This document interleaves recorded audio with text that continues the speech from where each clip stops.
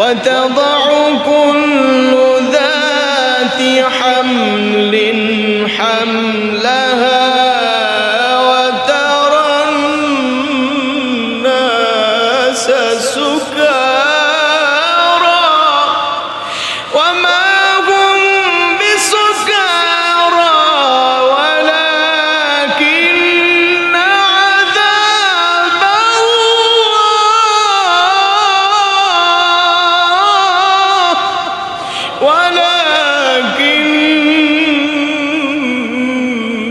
عذاب الله شديد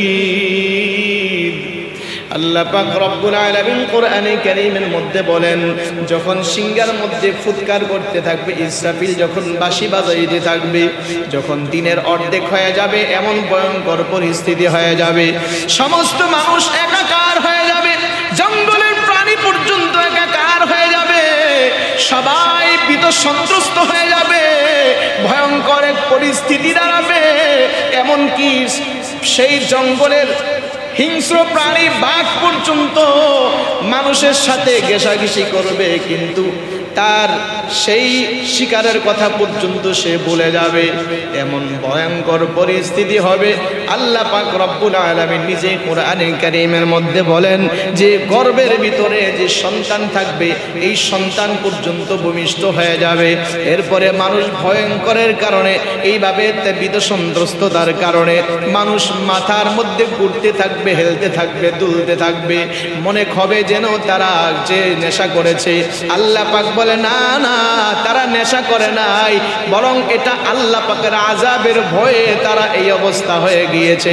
আল্লাহ পাক বলে আমার আযাব বড় কঠিন।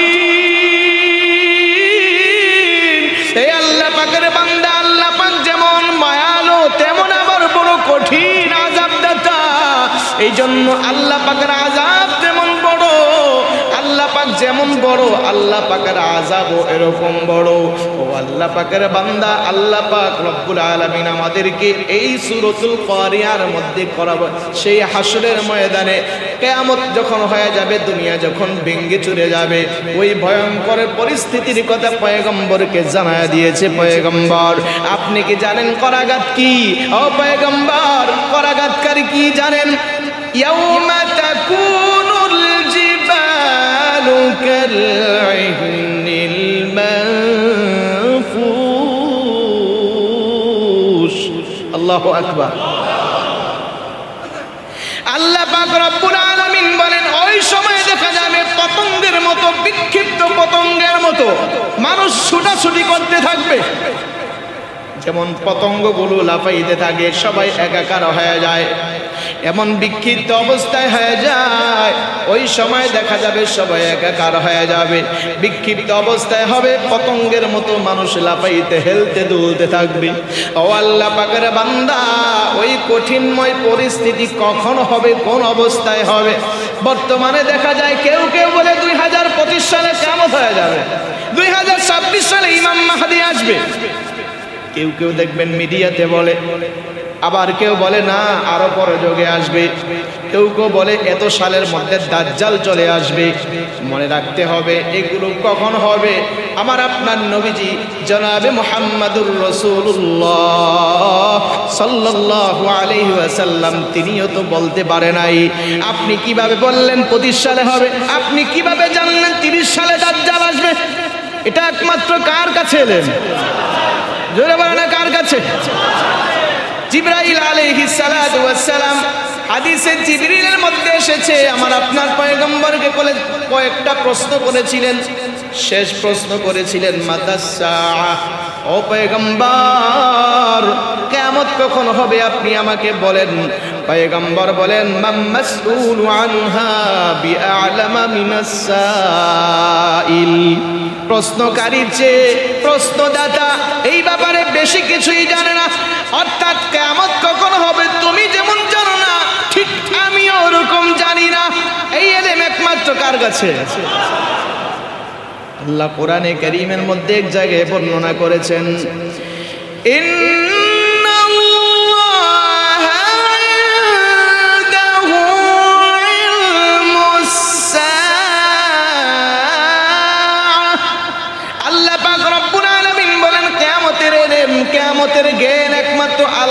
কাছে, আর কারো কাছে নাই। এই 5টা এলেম আছে, 5টা এলেমের মধ্যে 1 নাম্বার এলেম হলো কিয়ামত কখন হবে কেউ জানে। আবার বৃষ্টি কোন জায়গায় কখন হবে, কোথায় হবে কেউ জানে না। এ আল্লাহ পাকের বান্দা আগামীকাল কি খাবে অথবা কোথায় মৃত্যুবরণ করবে কেউ জানে? জোরে বলে না জানে? মায়ের গর্ভে কোন সন্তান আছে কেউ জানে? ছেলে হবে না মেয়ে হবে কেউ জানে? টেস্ট করার পর 6 মাস পার হইলে যখন পূর্ণ হয়ে যায় মেশিনের সাহায্যে ধরতে পারে। 6 মাসের আগে মেশিনও তো ধরতে পারে না, ঠিক না ঠিক? কিন্তু আমার আপনার আল্লাহ জানে কি জানে না? 6 কোটি বছর আগেই জানে, ঠিক না ঠিক? আমার আপনাকে দুনিয়াতে পাঠানোর আগে কি, দুনিয়া সৃষ্টি করার আগেই জানে কোন মায়ের গর্ভে কোন সন্তান হবে। এটা কার কাছে এলে? তো ঠিক আল্লাহ পাক কিয়ামত সম্পর্ক আল্লাহই জানে, আর কেউ। তো 2025 সালে মাহদি আসবে না দাজ্জাল আসবে, 26 সালে কেউ আসবে এটাও বলা যায় না, কারণ এটারও এলেম কার কাছে? তবে নবীজি ভবিষ্যৎবাণী করে গিয়েছেন কিয়ামত কখন হবে, দাজ্জাল কখন আসবে। কিছু আলামত দুনিয়ার মধ্যে বর্তমানে এগুলো চলতেছে, কিছু হয়ে যাচ্ছে, কিছু হয়ে গেছে, কিছু চলতেছে। এই জন্য কিছু কিছু উলামায়ে কেরাম বলেন দাজ্জাল আবির্ভাব হওয়ার খুব কাছাকাছি সময়। তবে হ্যাঁ, কিয়ামত ততক্ষণ হবে না যতক্ষণ না পর্যন্ত হাদিসে এসেছে আল্লাহ রাসূল বলেন লা তাকুমুস সাআতু হাত্তা ইউকালা ফিল আরদি আল্লাহ আল্লাহ। জমিনের ভিতরে যতক্ষণ পর্যন্ত আল্লাহ আল্লাহ বলনেওয়ালা থাকবে, জমিনের মধ্যে যতক্ষণ পর্যন্ত জিকিরকারী থাকবে, জমিনের মধ্যে যতক্ষণ পর্যন্ত একজন হইল নামাজি থাকবে, একজন হইল জিকিরকারী থাকবে, একজন হইল আল্লাহর ভয়ে কাঁদে, একজন হইল রুকু দেয় সিজদা দেয়, একজন হইল কোরআন তেলাওয়াত করে, এমন যতদিন পর্যন্ত জমিনের ভিতরে থাকবে ততদিন পর্যন্ত আল্লাহ পাক রব্বুল আলামিন জমিনের ভিতরে আল্লাহ তাআলা কিয়ামত দান করবে না। ততক্ষণ কিয়ামত হবে না যতক্ষণ জমিনে আল্লাহওয়ালা থাকবে, ঠিক না বেটি? তাহলে জমিনের ভিতরে আল্লাহওয়ালার অভাব আছে নাকি? জোরে কেন আছে নাকি? তা আমরা একবার জোরে আওয়াজ করে মহব্বতের সাথে বলি আল্লাহ। হাদিসে এসেছে কোন ব্যক্তি যদি একবার আল্লাহকে আল্লাহ বলে ডাকে 1 বছর পর্যন্ত আল্লাহ পাক আর দুনিয়া নষ্ট করবে না, কিয়ামত করবে না। সুবহানাল্লাহ কয় না? একজনও যদি বলে তাহলে কোটি কোটি মানুষ দৈনিক আল্লাহকে কোটি কোটি মিলিয়ন ট্রিলিয়ন বার ডাকতেছে, ঠিক না বেটি? তা বোঝা গেল কি কিয়ামত এখন হবে না, আরো সময় লাগবে। কথা ঠিক না বেটি? অন্য হাদিসে এসেছে যে একজন আলেম যখন জমিনের ভিতরে থাকবে ওই আলেমের জন্য গর্তের পিপিলিকা, সমুদ্রের মাছ, গাছের পাখি পর্যন্ত তার মাগফিরাত এবং নাজাতের জন্য দোয়া করে। কেন? এটার জবাব হলো ওই পাখি জানে, ওই পশু জানে, ওই মাছের গর্তের পিপিলিকা জানে, সমুদ্রের মাছ পর্যন্ত জানে যে আলেম থাকবে, আল্লাহওয়ালা থাকবে, জিকির করনেওয়ালা থাকবে, কোরআন তেলাওয়াত করনেওয়ালা থাকবে, দোয়া দরুদ পড়নেওয়ালা থাকবে, আল্লাহকে ভয় করনেওয়ালা থাকবে, আলেম ওলামা থাকবে না। আল্লাহকে ভুলার জন্য আস্তে আস্তে মানুষ যুগে যুগে আল্লাহকে ভুলে যাবে। আর যখন আলেম থাকবে না তো আল্লাহ আল্লাহ আস্তে আস্তে কমে যাবে, আল্লাহ আল্লাহ আস্তে আস্তে কমে যাবে। মনে করেন না একটা দৃষ্টান্ত, আপনাদের এই মসজিদে যদি খতিব সাহেব না থাকে, আপনাদের এই মসজিদে যদি ইমাম সাহেব না থাকে, আপনাদের এই মসজিদে যদি মুয়াজ্জিন সাহেব না থাকে, আপনাদের এই মসজিদে যদি খাদেম সাহেব না থাকে, তা মসজিদ পরিষ্কার করার লোক নাই, আজান দেওয়ার লোক নাই, ইমামতি করার লোক নাই, জুমার নামাজ পড়ানোর লোক নাই। তখন কি করবে? সাধারণ মুসল্লিরা আসবে, আয়সা দেখবে যোগ্য কেউ নাই, তখন একজন অযোগ্যরে দাঁড় করায় দিবে, ওই অযোগ্য নামাজ পড়াইবে, আরেকজন এসে করবো ধোপটা তুই কি জানো, করতে আমি বেশি জানি, আমি কি বলবো, আমি নামাজ পড়াবো, ঠিক না বেঠিক? তখন কি হবে? মসজিদের মধ্যে গন্ডগোল হবে, ফিতনা ফাসাদ হবে, আস্তে আস্তে অশিক্ষিত, আস্তে আস্তে মূর্খতা বেড়ে যাবে, জমিনের মধ্যে ফিতনা ফাসাদ শুরু হবে, নামাজি আস্তে আস্তে কমতে থাকবে। ধর এই সিরিয়াস হয়ে যাবে, ইমাম সাহেব নাই, মুয়াজ্জিনও নাই, সাধারণ মূর্খ গিয়া নামাজ পড়ায়, এই মসজিদে আর যেতাম না। ওই মসজিদে গিয়ে দেখবে একই অবস্থা। আস্তে আস্তে এইভাবে দেখা যাবে মানুষ আস্তে আস্তে নামাজ ভুলে যাবে, জিকির ভুলে যাবে, কোরআন তেলাওয়াত ভুলে যাবে। এইভাবে হইতে হইতে এক সময় মানুষ গান বাদ্য নিয়ে, অশ্লীল বেহায়াপনা নিয়ে ব্যস্ত থাকবে। এইভাবে যখন আল্লাহকে একবারে মানুষ ভুলে যাবে, ওই সময় আল্লাহ পাক কিয়ামত জমিনের ভিতরে দান করবে। এর মধ্যে অনেক আলামত আসবে, দাজ্জাল আসবে, ইমাম মাহদি আসবে, দাব্বাতুল আরদ একজন পশু আসবে, মানুষের পুরা পৃথিবীর ভিতরে ঘুইরা ঘুইরা যে মুমিন তার কপালে মিম লিখবে, যে কাফের হবে তার কপালে কাফ লেখা দিবে। ইয়াজুজ মাজুজ আসবে। আল্লাহ পাক এইভাবে আবার দেখা যাবে পূর্ব দিক থেকে আগুন পাঠায়া পশ্চিম দিক পর্যন্ত সমস্ত মানুষকে নিয়ে যাবে। এইভাবে জমিনের ভিতরে বড় বড় ভূমিকম্প হইতে থাকবে।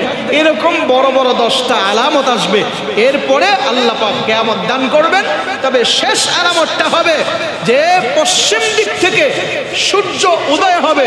এখন প্রত্যেকদিন সূর্য উদয় হয় পূর্ব দিক থেকে, কিন্তু যখন পশ্চিম দিক থেকে সূর্য অস্তে যাওয়ার পরে রাত হওয়ার আগে সন্ধ্যা যখন হবে, তখন দেখা যাবে কিছুক্ষণ পর আবার পূর্ব পশ্চিম দিক থেকে সূর্য উদয় হচ্ছে। এরপরে একবারে হইতে হইতে মধ্যখান পর্যন্ত সূর্য চলে আসছে, এরপরে আবার ডুবে গেছে। এই অবস্থা হওয়ার আগ পর্যন্ত মানুষের তওবা কবুল হবে। এই অবস্থা হওয়ার পর থেকে নিয়ে কারো ইবাদত, কারো তওবা, কারো জিকির আজকার কবুল হবে না। এরপরেই আল্লাহ পাক আস্তে আস্তে কিয়ামতের দিকে নিয়ে যাবেন। এই জন্য এই বিষয়গুলো আল্লাহ পাক সূরাতুল কারিয়াতে আল্লাহ পাক কিছুটা আমাদেরকে ইঙ্গিত করে দিয়েছেন। আল কারিআ মাল কারিআ, কিয়ামত করাঘাতকারী। করাঘাতকারী কি হে নবী আপনি জানেন কি করাঘাতকারী কি? এটা আল্লাহ পাক বুঝিয়ে দিয়েছেন। এটা হলো সেই কিয়ামতের দিন যে কিয়ামতের মধ্যে আমি জগৎটাকে ভেঙে চুরে চুরমার করে দিব। এই জন্য আমরা কিয়ামতকে ভয় মনে করি। যদিও আমাদের কিয়ামত যদিও না পাই, প্রত্যেকটা মানুষের মৃত্যুই হলো তার জন্য কিয়ামত। মৃত্যুটা একটা ভয়ঙ্কর কিয়ামত। এই জন্য আমরা মৃত্যুকে ভয় করি, কবরকে ভয় করি, নিজের আমলকে শুদ্ধ করার জন্য চেষ্টা করি। আল্লাহ পাক আমাদের সবকে বোঝার এবং আমল করার তৌফিক দান করেন। বাকি আলোচনা আগামী জুমাতে।